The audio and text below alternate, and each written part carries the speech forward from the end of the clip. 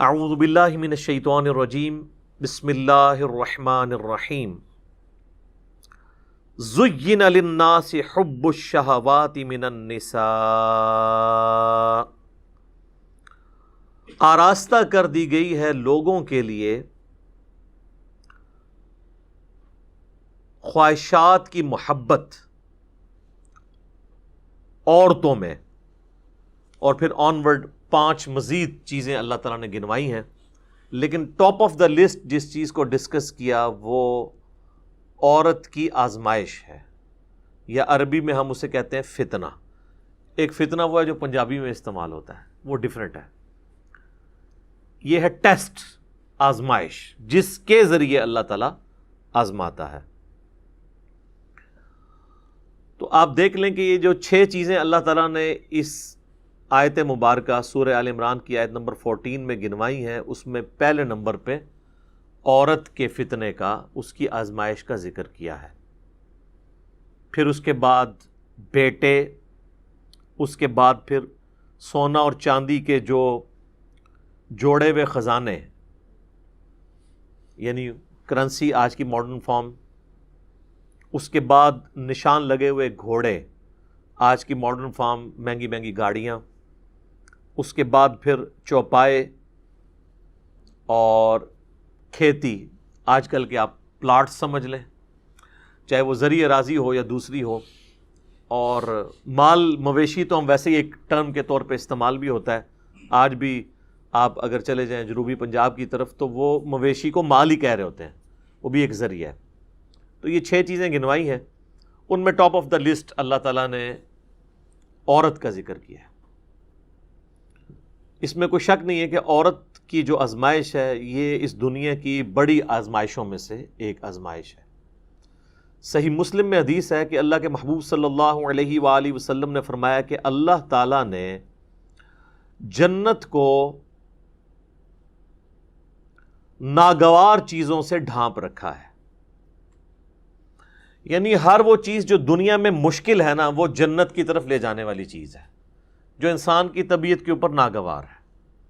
ظاہر ہے نمازوں کی مشقت، روزوں کی مشقت، حلال اور حرام میں فرق کرنے کی مشقت، آنکھوں کی حفاظت کی مشقت، پیٹ کی حفاظت کی مشقت، ہاتھوں کی حفاظت کی مشقت، زبان کی حفاظت کی مشقت، یہ تمام ناگوار چیزیں ہیں۔ یعنی ہر وہ چیز جو دنیا میں کرنے سے اللہ تعالیٰ نے منع فرمایا ہے، اس کی اٹریکشن چونکہ دل کے اندر ڈال دی ہے، لہٰذا اس چیز سے رکنا یہ ناگوار چیز ہے۔ تو مسلم شریف کی حدیث کے الفاظ ہیں کہ اللہ تعالیٰ نے جنت کو ناگوار چیزوں سے ڈھانپ رکھا ہے اور جہنم کو خوشنما چیزوں سے ڈھانپ رکھا ہے۔ یعنی جہنم کے اوپر جس کو ہم کہتے ہیں نا کہ اڑنگا لگایا ہوا ہے کہ کوئی بھی پاس سے بھی گزرے گا اس کی طرف اٹریکٹ ہو جائے گا۔ دنیا میں ہر وہ چیز جو خوشنما دکھتی ہے، جس کی طرف دل اٹریکٹ ہوتا ہے اور اس کو کرنا بھی آسان ہو جاتا ہے، ظاہر برائی کو کرنا دنیا میں آسان ہے ایز کمپیئر ٹو نیکی کرنے کے، تو وہ تمام کی تمام خوشنما چیزیں بظاہر خوشنما ہیں لیکن وہ جہنم کی طرف لے جانے والی۔ اسی کی ایکسپلینیشن اس حدیث میں ہے جو سنن ابی داؤد، جامعہ ترمذی، سنن نسائی، ابن ماجہ میں موجود ہے کہ جب اللہ تعالیٰ نے جنت کو پیدا فرمایا تو حضرت جبرائیل علیہ السلام سے کہا کہ جائیں اور جنت دیکھ کر آئیں۔ تو جب واپس آئے تو اللہ نے پوچھا کیسا پایا؟ تو انہوں نے کہا یا اللہ کمال جگہ تو نے بنائی ہے، مجھے ہی نہیں لگتا کہ کوئی شخص تن من دھن نہ لگا دے اس جنت میں پہنچنے کے لیے، یہ تو ساری جنت میں پہنچ جائیں گے، جگہ ہی ایسی ہے۔ اللہ تعالیٰ نے پھر جنت کو ناگوار چیزوں سے ڈھانپ دیا اور پھر کہا کہ اب جا کے جنت کو دیکھو۔ جنت کو جب جبرائیل علیہ السلام نے دیکھا تو انہوں نے کہا یا اللہ مجھے نہیں لگتا کہ اب کوئی شخص جنت میں جانے میں کامیاب ہوگا، کیونکہ تو نے اس میں ہرڈلز ہی اتنی ڈال دی ہیں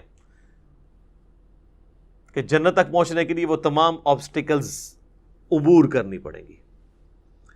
پھر اللہ نے کہا جا کے ذرا جہنم کو وزٹ کرو۔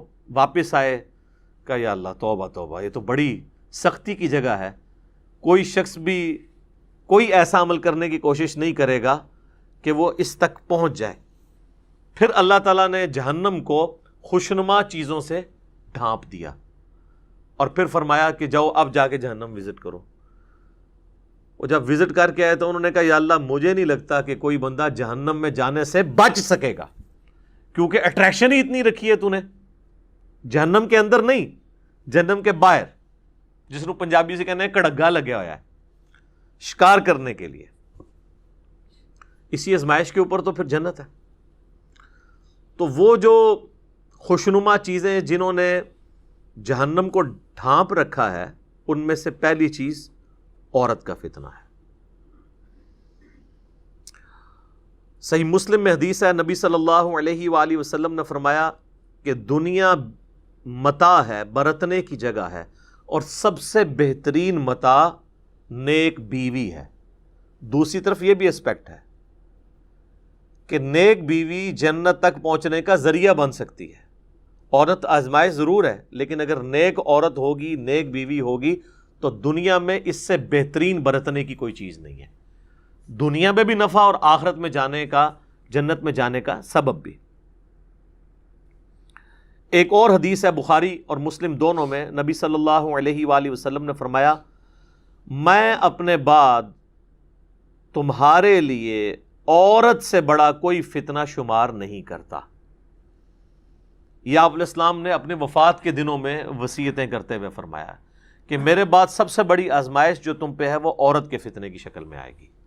اب عورت کا فتنہ ایک تو سیکس کے پوائنٹ آف ویو سے بھی ہو سکتا ہے، اور ایک اس پوائنٹ آف ویو سے کہ کوئی شخص اپنی بیوی کی محبت کے اندر جو جائز ہے ایکسٹریم رویہ اڈاپٹ کرے کہ اللہ کی حدوں کو توڑ دے، یا بیویوں کے ساتھ حسن سلوک نہ کرے اور ان کے جو جائز حقوق ہیں ان کو نہ دے، اور اس کے سبب اللہ تعالیٰ کے وہ عذاب کا مستحق ہو جائے. دونوں صورتوں میں عورت آزمائش ہے.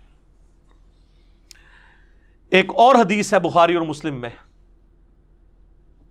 تیسری حدیث، یہ آلموسٹ 12 احادیث ہیں جو میں اس میں کور کروں گا. تیسری حدیث بخاری اور مسلم دونوں میں موجود ہے.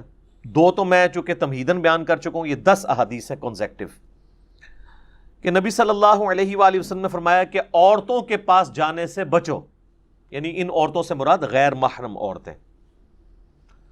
تو صحابہ نے پوچھا کہ دیور کے بارے میں آپ کا کیا پوائنٹ آف ویو ہے؟ تو آپ نے فرمایا دیور تو موت ہے، یعنی سب سے زیادہ پردے کا اہتمام دیور سے کرنے کی ضرورت ہے. اور ظاہر ہے ایک گھر کے اندر تو فزیکل پردہ مشکل ہے، بہتر تو یہ کہ الگ گھر ہو، تو وہاں پھر نگاہوں کا پردہ ہوگا، نگاہ جھکا کر بات کرنا، جسے غض بصر کہا جاتا ہے عربی میں.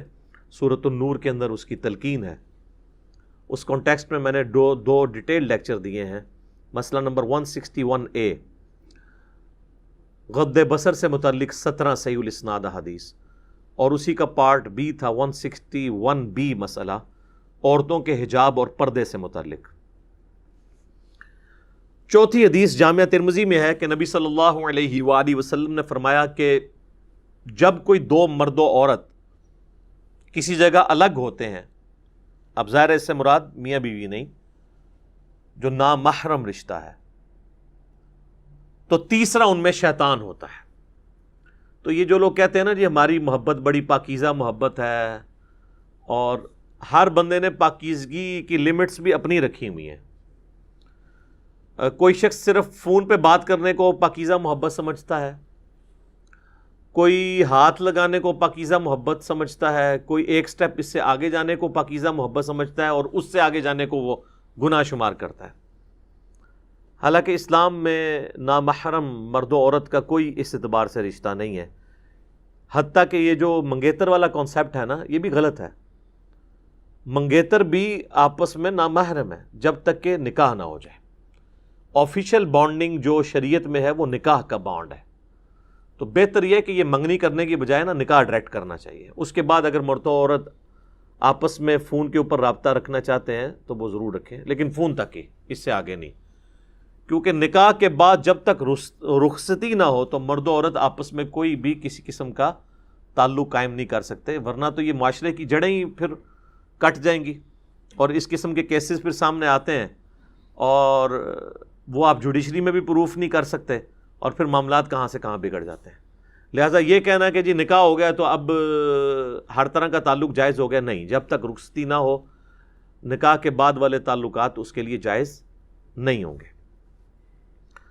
5ویں حدیث صحیح مسلم کی ہے، نبی علیہ السلام سے پوچھا گیا جو اچانک نظر اٹھ جاتی ہے، تو آپ نے فرمایا کہ اللہ نے مجھے اس چیز سے منع کیا ہے اور حکم دیا ہے کہ اگر اچانک نظر اٹھ جائے تو میں فوراً اپنی نظر ہٹا لوں۔ تو یعنی وہ نظر آپ نے یہ نہیں ہے کہ گھر چھوڑ کے آنا ہے ایک نظر کے اندر، کہتا نہیں پہلی نظر معاف ہے۔ پہلی نظر سے مراد دیکھنا نہیں ہے، پہلی نظر سے مراد ہے کسی شخص کا نامحرم کے بارے میں اس کو یہ پتہ چل جانا، تو پہلی نظر اس کی ہو گئی۔ اب جان بوجھ کے چاہے وہ پہلی نظر بھی ڈالے گا تو اس کی دوسری شمار ہوگی۔ 6ٹھی حدیث بخاری اور مسلم دونوں میں ہے، نبی علیہ السلام نے فرمایا کہ اے نوجوانوں کے گروہ، تم میں سے جس میں استطاعت ہو وہ نکاح کرے، اور اگر نکاح نہیں کر سکتا یعنی اس کی فائنینشیل حالت ایسی نہیں ہے تو وہ پھر روزے رکھ کے اپنی شہوت کو ٹھنڈا کرے۔ اور اس میں الفاظ ہیں نکاح کرو، نکاح کرنا تمہاری عفت اور عصمت کی حفاظت اور شرمگاہ کی حفاظت کا ذریعہ ہے، اور یہ نگاہیں نیچی رکھنے کا ذریعہ ہے۔ اب یہ بھی ایک تلخ حقیقت ہے کہ ہمارے معاشرے میں نکاح کی سرمنی اور شادی کی سرمنی اتنی مشکل کر دی گئی ہے کہ جو لوگ فائنینشلی افورڈ بھی کر رہے ہوتے ہیں پھر بھی حالات و واقعات ان کے لیے ایسے نہیں بن پاتے کہ وہ شادی کر سکیں۔ اور دوسری طرف یہ بھی ایکسٹریم ہے کہ ایک شخص فیملی کو سپورٹ کر ہی نہیں سکتا اور آپ زبردستی اس کی شادی کروا دیں کہ جی یہ بعد میں بندے کا پتر بن جائے گا، الٹا آپ 2 خاندانوں میں لڑائیاں ڈلوا دیں گے۔ تو یہ بھی کوئی اپروچ نہیں ہے۔ اور اس حدیث میں جو استطاعت ہے اس سے مراد اس کی سیکچول استطاعت نہیں ہے بلکہ فائنینشیل استطاعت کا ذکر ہے، کہ فائنینشلی اگر وہ استطاعت رکھتا ہے تو وہ نکاح کرے گا، ورنہ یہ تو نہ ہوتا کہ جس کی استطاعت نہیں ہے تو وہ روزے رکھے۔ اگر اس سے مراد وہ سیکچول چیز ہوتی پھر تو روزے بھی رکھنے کی ضرورت نہیں تھی اس کو، تو اس سے مراد وہی چیز ہے۔ اس میں اکثر وہ مشہور کیا جی ایک غریب آدمی آیا، حضور نے کہا شادی کر لو، اور غریب ہو گیا، کہا دوسری کر لو، اور غریب ہو گیا، تیسری کر لو، چوتھی کر لو، پھر وہ امیر ہو گیا۔ سر اس طرح نہیں کوئی امیر ہوتا، بیڑا غرق کیتا ہے۔ یہ بالکل جھوٹی روایتیں ہیں، یہ میرا خیال ہے کنواروں نے گھڑی ہوئی ہیں۔ ان روایتوں سے پھر بھی شادی نہیں ہونے کی جن کی نہیں ہونی۔ اچھا، 7ویں حدیث ہے صحیح بخاری میں، آپ صلی اللہ علیہ وآلہ وسلم نے فرمایا جو شخص مجھے اپنی زبان اور شرمگاہ کی حفاظت کی ذمہ داری دے دے میں اسے جنت کی گارنٹی دیتا ہوں۔ اب یہ 2 چیزیں جو ہے نا یہ بہت کرٹیکل ہیں، زبان اور شرمگاہ کا معاملہ۔ 8ویں حدیث صحیح مسلم میں ہے، نبی صلی اللہ علیہ وآلہ وسلم نے فرمایا یہ دنیا بڑی میٹھی ہے، سرسبز و شاداب ہے، اور اللہ نے دنیا میں تمہیں اپنا خلیفہ بنایا ہے، اب وہ یہ دیکھے گا کہ تم کیسے اعمال کرتے ہو۔ اور پھر آپ علیہ السلام نے فرمایا کہ تم دنیا اور عورت کے فتنے سے بچنا۔ 2 چیزیں فرمائی، دنیا کی محبت، اس کی دولت کی محبت، اور عورت کی۔ یہ کیسی کنکلوڈنگ گفتگو ہے کہ اللہ نے تمہاری آزمائش ان 2 چیزوں میں رکھ دی ہے، عورت اور مال۔ باقی آپ جتنے بھی دیکھیں گے وہ اسی کی کرولریز ہوں گی۔ اچھی گاڑی مال کی کرولری ہے، زیادہ پلاٹس مال کی کرولری ہے۔ تو دنیا کی محبت، اس کے مال کی محبت اور عورت سے بچنا۔ اللہم انی اعوذ بک من فتنۃ النساء، اللہم انی اعوذ بک من فتنۃ الدنیا وعذاب الآخرہ، آمین ثم آمین۔ 9ویں حدیث جامعہ ترمذی میں ہے، نبی علیہ السلام نے فرمایا تم نے کوئی بھی 2 محبت کرنے والے میاں بیوی سے بڑھ کر نہیں دیکھے ہوں گے۔ یعنی یہ حقیقت بات ہے، دنیا میں جو اللہ نے محبت میاں بیوی کے درمیان رکھی ہے نا، اس طرح کی ایکسٹریم محبت اور کلوزنس کسی بھی اور رشتے کے اندر نہیں ہے۔ اسلام میں خاندان کی اکائی ہی میاں بیوی ہیں۔ ویسے انڈیا پاکستان میں تو ماں باپ کو ذرا اوپر کا درجہ دیا جاتا ہے، وہ جس لیول پہ درجہ ہے وہ اپنی جگہ ہے، لیکن جو بیسک یونٹ ہے نا خاندان کا، وہ میاں بیوی کا رشتہ ہے. اسی لیے تو مسلم شریف میں آتا ہے نا کہ شیطان کا تخت پانیوں پہ لگا ہوا ہے. جو آج کل کے ماڈرن اسکالرس کا موقف ہے، ہو سکتا ہے یہ برمودا ٹرائنگل پہ ہی شیطان کا تخت لگا ہو، اور وہ شام کے وقت اپنے سارے چیلوں سے رپورٹ لیتا ہے. تو ہر اس کا چیلا آ کے مختلف قسم کے گناہ گنواتا ہے کہ آج میں نے فلاں سے فلاں کروائی، فلاں سے فلاں گناہ کروایا. ایک چیلا آ کے کہتا ہے آج میں نے میاں بیوی کے درمیان علیحدگی کروا دی ہے. تو شیطان کسی سے خوش نہیں ہوتا، اس سے خوش ہوتا ہے اور اسے گلے لگا کے ملتا ہے کہ اصل کام تو نے کیا ہے. کیونکہ میاں بیوی کے درمیان جدائی ہو گئی تو اولاد تو ویسے ہی گئی، معاشرے کے لیے ناسور بن گئی اولاد بھی، اور بعض اوقات ایسی عورتیں یا ایسے مرد بھی ناسور معاشرے کے لیے بن جاتے ہیں اگر دوبارہ ان کا پیچ اپ نہ کہیں پہ ہو سکے. تو تم نے کوئی بھی محبت کرنے والے میاں بیوی سے بڑھ کے نہیں دیکھے ہوں گے. 10ویں حدیث صحیح مسلم میں ہے، نبی صلی اللہ علیہ وآلہ وسلم نے فرمایا سبحان اللہ کہنا بھی صدقہ ہے، الحمدللہ کہنا بھی صدقہ ہے. یہ صدقہ پنجابی والا نہیں، عربی میں صدقہ کہتے ہیں نیکی کے کام کو. اللہ اکبر کہنا بھی صدقہ ہے، لا الہ الا اللہ کہنا بھی صدقہ ہے، اور راستے سے تکلیف دہ چیز کو دور کر دینا بھی صدقہ ہے. امر بالمعروف و نہی عن المنکر، لوگوں کو نیکی کا حکم دینا اور برائی سے روکنا، یہ بھی صدقہ ہے. حتیٰ کہ تمہارا اپنی بیویوں کے ساتھ ازدواجی تعلق قائم کرنا بھی صدقہ ہے. باقی ساری باتیں تو صحابہ کو سمجھ آ گئیں. آخری بات پہ انہوں نے کاؤنٹر کوسچن کیا، یا رسول اللہ ایک پیور ایک اینیمل انسٹنکٹ والی جو ایکٹیویٹی ہے اس پہ بھی نیکی ہے. تو آپ نے فرمایا اگر تم یہی ضرورت کسی ایسی عورت سے پوری کرو جو تمہارے لیے حلال نہیں ہے تو کیا تمہیں گناہ ملے گا؟ صحابہ نے کہا یا رسول اللہ ملے گا. تو فرمایا کہ پھر تمہیں اپنی بیویوں کے ساتھ ازدواجی تعلق قائم کرنے پر ثواب بھی ملے گا. یہ ہے نیکی کا کانسیپٹ اسلام کے اندر.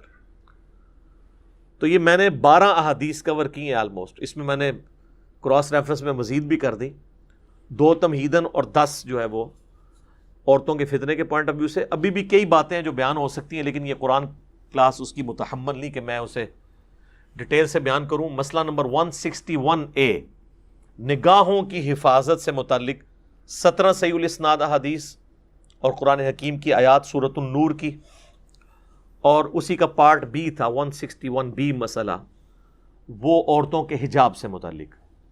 اور ایک اور میرا لیکچر ہے مسئلہ نمبر 51، رزق حرام کی مذمت، دنیا پرستی کا انجام اور اس کا علاج. اس میں نے 11 آیات قرآن حکیم سے کراس ریفرنس کے طور پر دنیا کی مال کی محبت کے حوالے سے ڈسکس کی ہیں، اور 17 صحیح الاسناد احادیث بھی اس میں ڈسکس کی ہیں. آج اس ڈیٹیل میں جانے کی ضرورت نہیں ہے.